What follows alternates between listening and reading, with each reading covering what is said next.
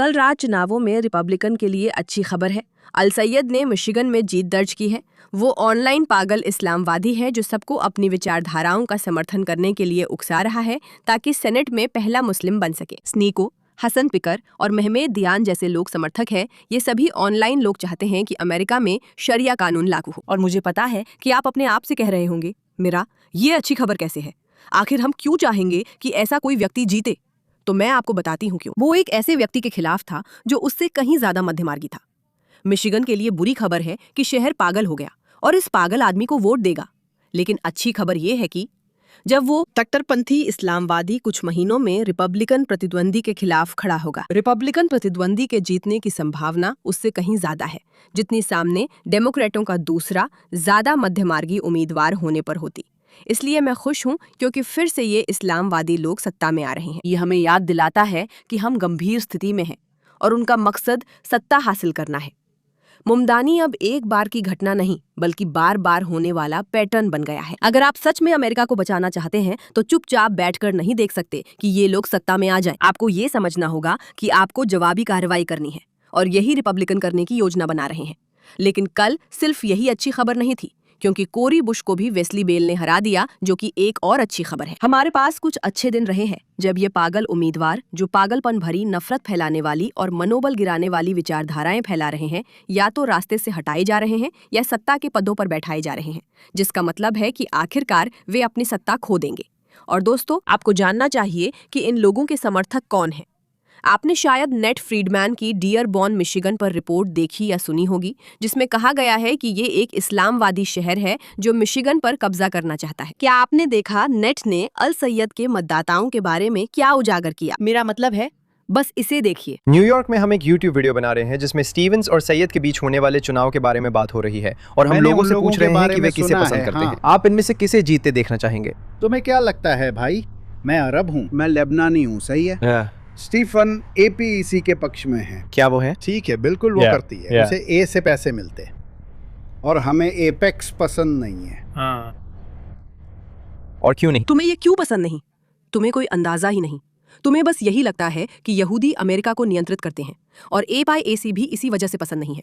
जो इस्लामवादी यहूदियों या इजराइल पर दोष लगाते हैं वही असल में अपनी रणनीति छुपाते हैं, क्योंकि पर्दे के पीछे नियंत्रण और राजनीतिक नुकसान की असली वजह CAAR जैसी संस्थाएं हैं, जैसे council for American Islam, Muslim relations आदि। वो एक लोकप्रिय नागरिक राजनीतिक संस्था है, लेकिन असल में इस्लामवादियों व आतंकवाद का समर्थन करती है।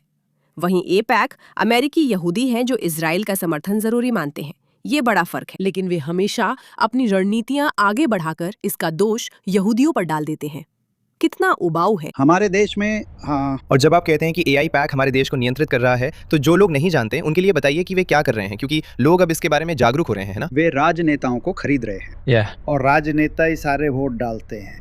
मेरा मतलब है, क्योंकि अल सैयद खरीदा नहीं जा रहा है, उसे पागल किस्म के लोगों का बिल्कुल समर्थन नहीं मिल रहा। ये वही आदमी है जो आतंकवाद का समर्थन करता है, जैसा आप देखेंगे। सही है ना?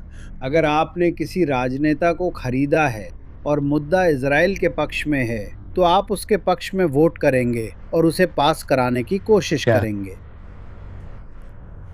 क्या कोई खास उम्मीद है जो आप चाहते हैं कि वो सेनेटर बनने पर पूरी करे?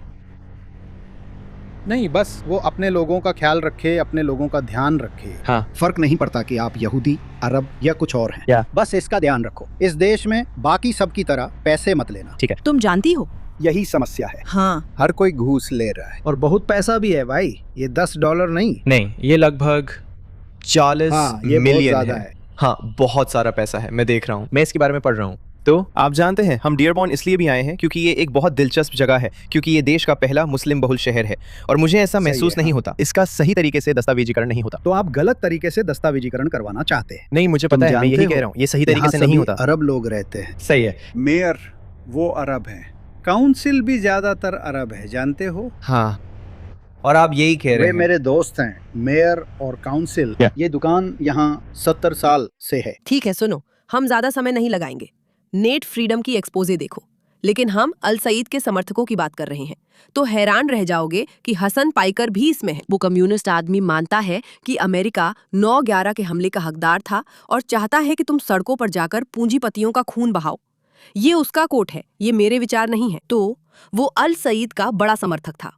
इससे पहले कि बताऊं हसन पाइकर उसे कैसे सपोर्ट करता है, मैं सबको याद दिलाना चाहती हूं कि अल सईद कौन है, अगर तुम नहीं जानते। आइए ये वीडियो देखें क्लोई ओत्सु पॉलिटिक्स का, जो इन सब चीजों में बहुत अच्छी है, मुझे कहना पड़ेगा। मिलिए असली पीठ से जिन्होंने मिशिगन में कल रात डेमोक्रेटिक सेनेट प्राइमरी जीती और कैल्शी के अनुसार नवंबर में शायद यूएस सेनेटर बनेंगे। अब्दुल अल सैयद ने कहा कि अमेरिका की नींव नस्लवाद और मूल निवासियों के व्यवस्थित विनाश पर रखी गई है। एक आतंकवादी के भाई SHO ने मिशिगन के प्री स्कूल में गोलीबारी की और कहा, दुखी लोग दूसरों को दुख पहुंचाते हैं, ठीक है। उन्होंने हसन पिकर के साथ प्रचार किया, जो उनके करीबी दोस्त हैं और जिन्होंने कहा था कि अमेरिका 9/11 के हमले का हकदार था और पूंजीपतियों का खून सड़कों पर बहना चाहिए। वो खुद को एक चिकित्सक कहते हैं, लेकिन उनके पास चिकित्सा का अभ्यास करने का लाइसेंस नहीं है। उन्होंने पुलिस वालों को फांसीवादी सुअर कहा है और वो गुप्त रूप से करोड़पति हैं, लेकिन अमीरों से नफरत करते हैं। जब मार्च में इस्लामी तानाशाह की मौत हुई थी तो उन्होंने इस बारे में बात करने से इनकार कर दिया, क्योंकि उन्होंने कहा कि उनके वोटर शोक में हैं। उनके साले के मुस्लिम ब्रदरहुड से करीबी संबंध है और उनके अभियान ने एक अश्वेत पादरी के गैर लाभकारी संगठन को $75,000 दिए ताकि अश्वेत वोट खरीदे जा सकें। जो भी हो, और जहां तक उनकी नीतियों की बात है, वो आइस को खत्म करना चाहते हैं, सभी को मेडिकेयर देना चाहते हैं। इससे निजी स्वास्थ्य बीमा खत्म हो जाएगा और जहां भी ऐसा करने की कोशिश की गई है वहां ये बुरी तरह विफल रहा है और देखभाल की गुणवत्ता भी कम हो गई है। वो आक्रामक तरीके से अपराधियों को जेल से निकालना चाहते हैं और किसी सुधार की योजना नहीं है। उनका मकसद अमेरिकी संस्थाओं को तोड़ना और नष्ट करना है। यही नया वामपंथ है, अमेरिका विरोधी। अच्छा किया डेमोक्रेट्स, आप अपनी बर्बादी खुद बुला रहे हैं और उसे वोट भी दे रहे हैं। दक्षिणपंथी तरफ माइक रॉजर्स हैं। उन्होंने सेना, FBI और कांग्रेस में सेवा दी, सालों तक आतंकवादियों का पीछा किया और ओसामा बिन लादेन को पकड़ने में मदद की। कांग्रेस में टैक्स घटाए और ऊर्जा क्षेत्र के छोटे व्यवसायों पर नियम व टैक्स कम किए। गरीबों की स्वास्थ्य सेवा बढ़ाई। वे अमेरिका से प्यार करते हैं। अगर मैं मिशिगन में होती तो उस आदमी को नहीं चुनती जो राइट का समर्थक है। सिवाय इस बात के कि अब समस्या ये है कि मिशिगन में अब बहुसंख्यक इस्लाम है, न कि मिशिगन, डियरबॉर्न और अन्य जगह बढ़ रही हैं। इसलिए डियरबॉर्न मिशिगन में न रहने वालों पर, जो खुद सोच सकते हैं, जिम्मेदारी है। असली बदलाव के लिए जाए और ऐसे लोगों को वोट दे जो अमेरिका के लिए अच्छे हैं, ना कि जो बर्बाद करना चाहते हैं। हमने बर्बादी की बात की थी, है ना? आप जानती है बर्बादी, और वे लोग जो ऐसे लोगों का समर्थन करते हैं जैसे एल सैयद, वे असल में किस चीज के लिए खड़े हैं और क्या मानते हैं। मेरा मतलब है आप हसन पिकर के बारे में जानती है ना? मेरा मतलब है अगर आप सोच रही हैं तो वो सचमुच यही सामने मौजूद है। आप सचमुच इस कमरे का हिस्सा हैं। मैं अमेरिकी इतिहास का सबसे सादे कपड़े पहनने वाला राजनेता हूँ। यही वामपंथी करते हैं। देखिए, हम आप में से एक है या आप में से एक जैसे हैं। मुस्लिम करोड़पति नहीं, वो आप में से एक नहीं है। और मैं हमेशा आपका नहीं, लेकिन हुआ ये कि देखिए क्या हुआ। मैंने पहले ही, हमने सब कुछ कर लिया। आप जानते हैं मेरे स्ट्रीम पर लोग हमेशा आते रहते हैं, लेकिन जब आपने कहा चलो जमीनी चुनाव प्रचार करते हैं, तो मुझे नहीं पता था कि वो कुछ अलग चीज है। ये तो एक बिल्कुल अलग दुनिया है। मुझे अंदाजा नहीं था कि मीडिया इसे एक बिल्कुल अलग चीज की तरह देखेगा। सच कहूं तो मुझे नहीं लगता किसी ने भी सोचा था कि मीडिया ऐसा करने की कोशिश करेगा। मतलब हर चैनल पर पूरी तरह से हंगामा मच गया था। हर चैनल नहीं, हमें इसकी ज्यादा परवाह नहीं थी। आप देख सकते हैं ये दोनों अच्छे दोस्त और एक दूसरे के समर्थक हैं। लेकिन अल सैयद के आसपास एक छोटी विवाद है जिस पर आप में से कुछ के विचार हो सकते हैं। मिशिगन से सेनेट के उम्मीदवार अब्दुल अल सैयद ने कहा कि उनके इंस्टाग्राम पर हर तीसरा वीडियो ओनली फैंस मॉडल का है। इसके लिए वे एल्गोरिदम को, जबकि मैं इस्लामीकरण को दोष देती हूँ। सोचिए, अगर आप इंस्टाग्राम पर है, मेरी टीम को मेरे इंस्टाग्राम अकाउंट तक पहुंच है, और जैसे मैं इंस्टाग्राम पे असल में जिन चीजों को देखता हूं, है ना, जाहिर है वही चीजें हमें आपके फॉर यू पेज पर भी दिखाई जाती हैं। लेकिन फिर जैसे जैसे आप स्क्रॉल करते हैं, हर तीसरा वीडियो किसी ओनली फैंस मॉडल का निकलता है। ऐसा इसलिए है क्योंकि उसने मुझे 40 साल का आदमी समझा है। जैसे कि बेन शपीरो। मैं शर्त लगाने को तैयार हूं कि बेन शपीरो की Instagram feed only fans model से भरी नहीं है, क्योंकि इसका कोई लेना देना 40 साल के आदमी होने से नहीं है। ये इस बात पर निर्भर करता है कि आपको क्या पसंद है, आप किन चीजों पर रुकते हैं और आप क्या देखते हैं। ये थोड़ा शर्मनाक कबूलनामा है ना, कि आपको ऑनलाइन नग्न लड़कियां देखना पसंद है। ये सही तरीका नहीं है। लेकिन दोस्तों, अब्दुल अल सैयद के बारे में काफी बातें हो गई। क्लोई ने बताया वो कितना घटिया और खतरनाक है। आप जानते हैं उसे डियर अल बला मिशिगन के आतंकवादी समर्थक और इस्लामी कट्टरपंथी वोट कर रहे हैं। आप जानते हैं कि हसन पिकर उसका समर्थन करता है, लेकिन हसन पिकर और किसका समर्थन करता है? आपको ये सुनकर कोई हैरानी नहीं होगी। कोरी बुश, जो भगवान का शुक्र है कल हार गई। मेरा मतलब है ये है कोरी बुश और ये है उनके विचार। उन्होंने मुझे और कट्टर बना दिया, अब उन्हें डरना चाहिए। अब वे दूसरी कोरी को देखेंगे। ये दूसरा रूप ऐसा करता है। सिर्फ जानकारी के लिए, ये वही हारी हुई कोरी है। मुझे ये कहने दीजिए, मैंने हाल ही में काफी परिपक्वता हासिल की है और अब पूरी तरह बदल गई हूं। अब उन्हें यही देखने मिलेगा। मेरी जिंदगी में जो भी होता है वो कभी व्यर्थ नहीं होता। तो अगर ये हुआ है तो इसका होना तय था, और मुझे ये कहने दो। वैसे ये उसकी हार की स्पीच है। क्या आपने देखा है, उसने असल मुद्दे पर कुछ नहीं कहा। इसमें कोई हैरानी नहीं, क्योंकि जो काम मुझे करना है ये कहने दीजिए।